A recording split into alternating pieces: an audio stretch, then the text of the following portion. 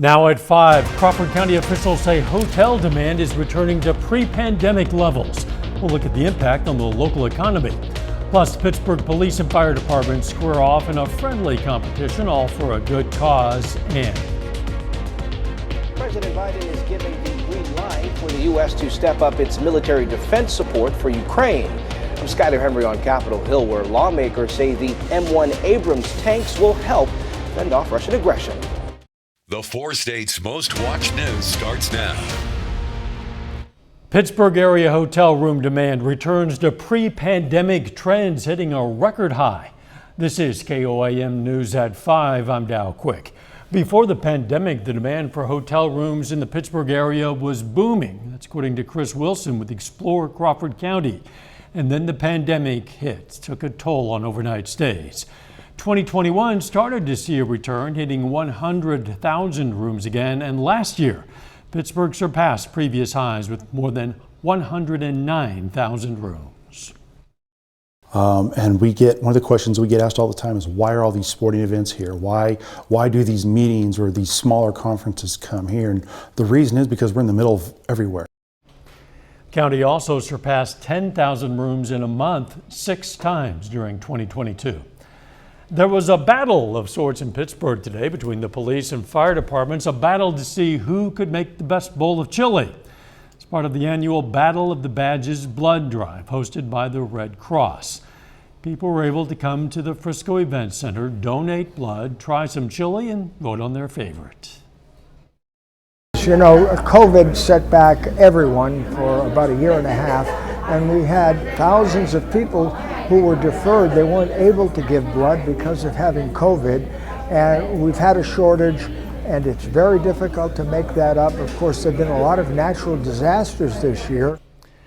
The blood drive and chili cook-off continues until 6:30 this evening, then again tomorrow from 8:30 in the morning to 2 p.m.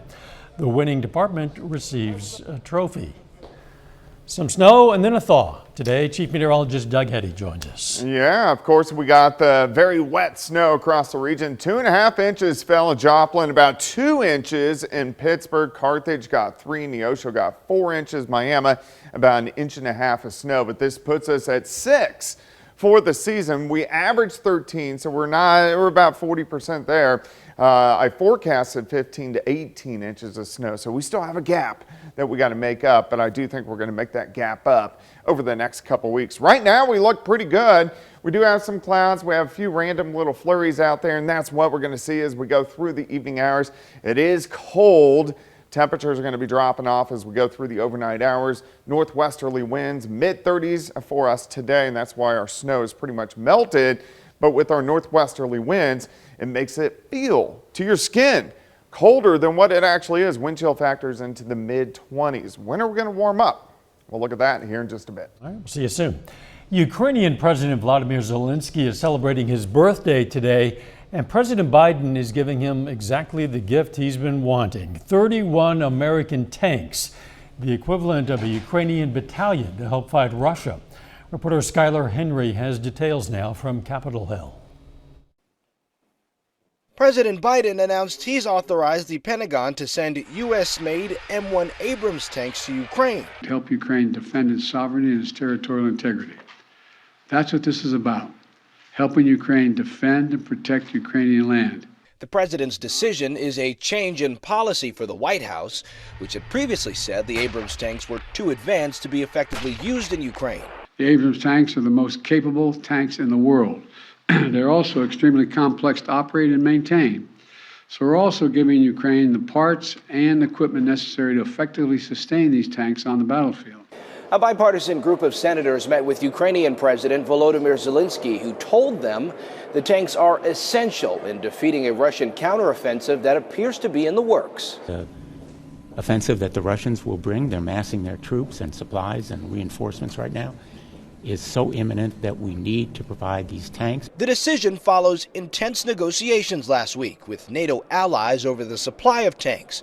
Germany initially resisted, but will now follow suit and begin shipping Leopard 2 tanks to Ukraine. I think there's an increasing appreciation in Germany how important their role has become in helping Ukraine. The move could not only help Ukraine fight off the planned Russian invasion, but is expected to help them launch a counteroffensive of their own to try to drive Russia out of the country. Skyler Henry, CBS News, Capitol Hill. President Biden called German Chancellor Olaf Scholz as well as the leaders of the UK, France, and Italy to coordinate support for Ukraine. Pope Francis criticized laws that criminalize homosexuality as unjust, saying God loves all of his children just as they are, and called on Catholic bishops who support the laws to welcome LGBTQ people into the church. Some U.S. states, including Kansas and Oklahoma, still have anti-sodomy laws on the books, despite a 2003 Supreme Court ruling saying they are unconstitutional. The United Nations has repeatedly called for an end to laws criminalizing homosexuality, saying they violate rights to privacy and freedom from discrimination. Still ahead, more nationwide protections for renters. With rent prices sky high across the country, the Biden administration announces a fair housing plan. I'm Michael George with what it means for renters. And next in Health Watch, what a new study shows about the latest fitness trends for New Year's resolutions in this 2023. Topping today's Health Watch, a new study looking at mortality rates following surgery for pancreatitis finds a 95% survival rate after the first year. But researchers in Cincinnati found just 63% of those patients live for 10 years, with many patients continuing to smoke, abuse alcohol, or use opioids. Doctors say this finding highlights the need for closer monitoring of pancreatitis patients after surgery. Researchers at NYU are learning more about a so-called mystery illness known as Bex's syndrome. They say about 15,000 people in the U.S. suffer from the rare disorder that kills about half of those who've been diagnosed. The syndrome often involves unexplained fevers and low blood oxygen levels in patients who have other diseases such as rheumatoid arthritis, lupus, and blood cancer. Researchers hope their findings will raise awareness of the disorder among physicians. Getting fit is the most popular New Year's resolution, not just this year, but every year. But the new year is also a chance to see how fitness trends are changing. A new survey reveals the ways Americans are achieving their fitness goals. Bradley Blackburn reports. Like many Americans, Vanessa Hittery bought high-tech home gym equipment during the pandemic. But now you'll find her here. A little lower. Lifting and training at X93 Fitness in New York with one-on-one coaching in person. It's more motivating than doing it at home. You see other people doing it. You have someone pushing you. She's not alone. A new survey from the American College of Sports Medicine tracks changes in fitness trends. Strength training with free weights, personal training, and functional fitness are all in the top 10 for 2023. Online training plummeted after topping the list in 2021. What we're seeing is an extraordinary number of people returning to the gym, much higher than what was expected in any other year that wasn't influenced by the pandemic. So we're starting to see people shift, going back to kind of like group exercise, where they're having that kind of face-to-face interaction. Why change something that don't need fixing? Trainer Chris Fernandez says he's been flooded with calls from people who want his back-to-basics approach. We're going to kick it back. He uses strength training that studies show can not only build muscle, but boost long-term health. Free weights is one of the best ways to lose weight as well as get toned up and build muscle definition. One piece of tech is expected to stick around. Wearable fitness trackers are the survey's #1 trend for 2023. But the results only come with hard work. Now I'm doing things I thought I would never do. Ready for more change in the new year Your heels stay on the floor with old school fitness. Bradley Blackburn, CBS News, New York. According to the survey, another big trend for 2023 is outdoor group fitness, like organized bicycle rides, hikes, or walks. And that is a look at today's health news. A little bit later, our pet vet on call. Hi, I'm Dr. Eva Dudek from Parsons Pet Hospital. Coming up, we're going to talk about ice melt and your dog. Plus, it looks like a cold night for us tonight. When are we going to warm up? We're going to look at that coming up.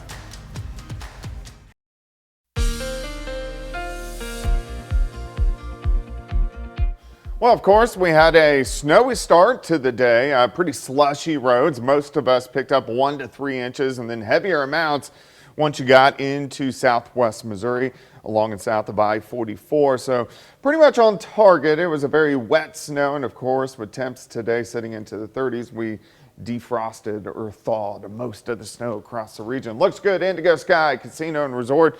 Indigo just outside of Seneca, Missouri.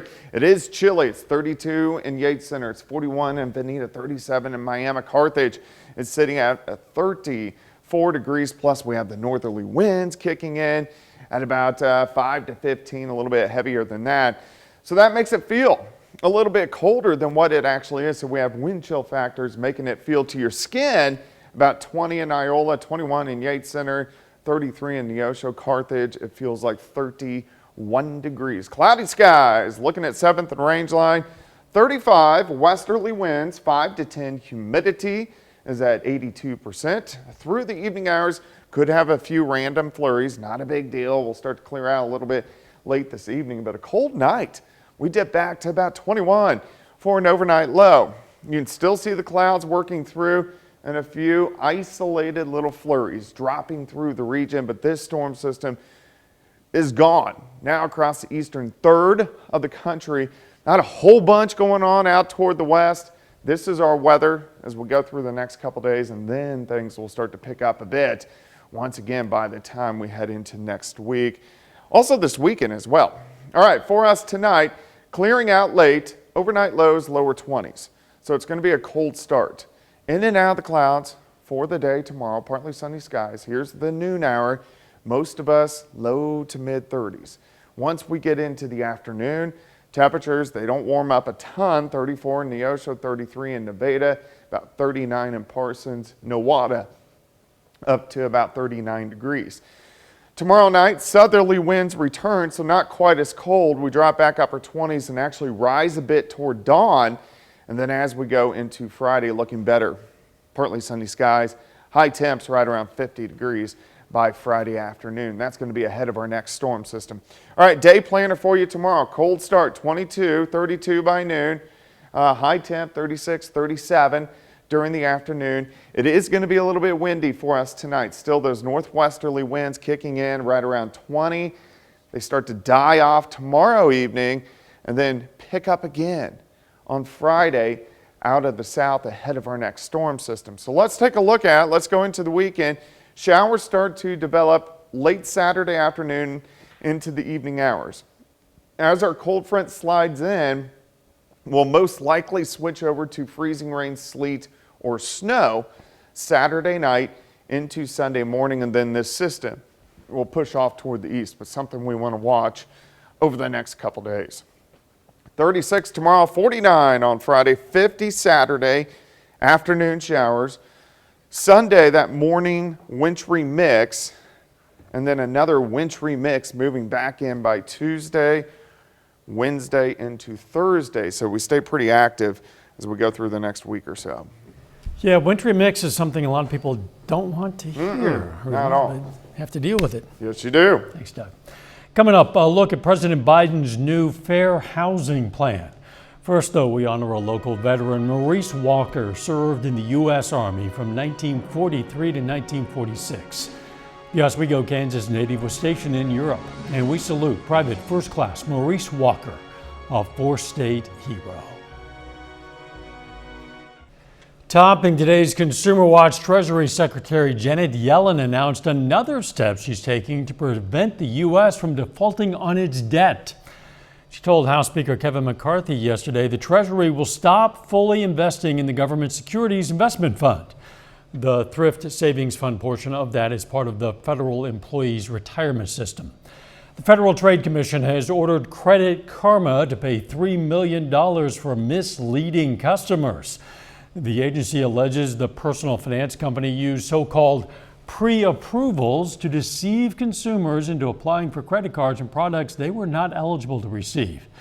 The FTC says that wasted consumers' time and could have negatively impacted their credit scores. Today, the White House announced a new plan to fight the high cost of rent. Reporter Michael George explains how the proposal aims to help renters who are feeling the squeeze more than ever. From small towns to major cities, the cost of rent is sky high, and it's taking a toll on millions of Americans. When I first moved, I was paying about $1,300, so now I'm at $2,400. While prices have crept down in recent months, a report by Moody's found the average renter is spending 30% or more of their income on rent. That's an all-time high. Wednesday, the Biden administration announced a plan for a non-binding Renters' Bill of Rights.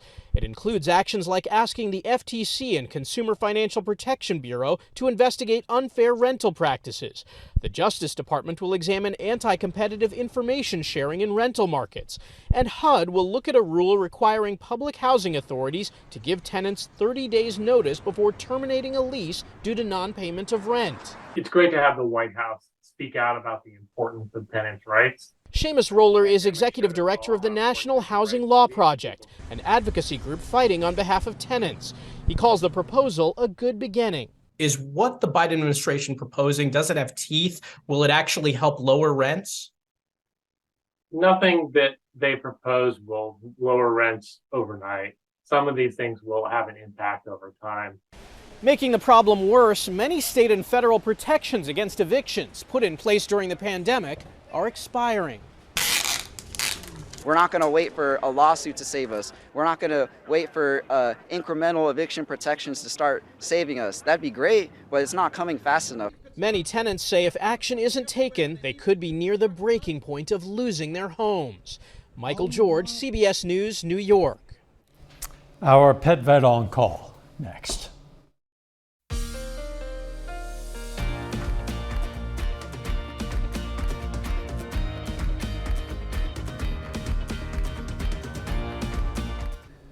Up next on the CBS Evening News, reaction to President Biden's announcement that the U.S. is sending tanks to Ukraine. Then on KOAM News at 6, a former Carl Junction police officer is wanted for child sex crimes.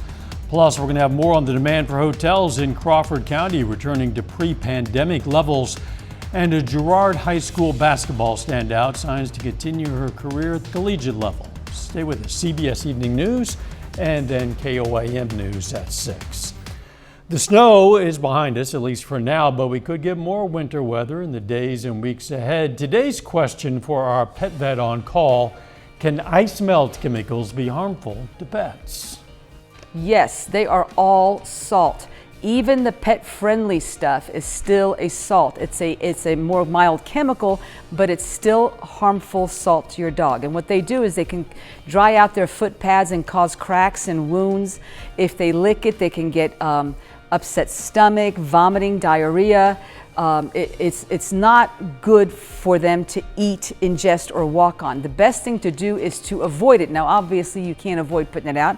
We need that for our safety. But if you can avoid getting your pet through it, walk them around the ice melt area, walk them in a different area doesn't have it on there. Wash their feet off really, really well each time you come in. An easier way probably would be to get them some dog booties. You can put those on and take them off and prevent all of those issues. Hey, we invite questions from anyone. If you have a question, you just send it to petvet@koamtv.com. Dr. Eva Dudek from the Parsons Pet Hospital answers a different question or brings us a fun fact every Wednesday right here on KOAM News at 5. You can also find answers to previous questions on our website. All right, let's check out our picks of the litter for the week. From the Joplin Humane Society, we've chosen first this male short-hair kitten. His name is Chunk. And from the Southeast Kansas Humane Society, we have Mudbud. She's a Carolina dog and husky mix, only about 4 months old. Mudbud is. The shelter says she loves to play and give kisses. If you're looking for a pet, why not check out your local Humane Society? You might find a Mudbud of your very own, or maybe a Chunk. You never know. It's a bit of thaw out there. Yeah. Mudbuds out there going to be rolling in some mud for a while. Yeah, wet snow, it melts very, very quickly. And we are going to drop back to about 21 tonight. Sunshine tomorrow, but cold, 36, 49 on Friday. Rain increases Saturday. Could get another wintry mix moving in Saturday night into Sunday morning. Thanks for joining us. The CBS Evening News is next. And of course, we're going to be right back here for KOAM News at 6. See you then. Let's make it a great evening.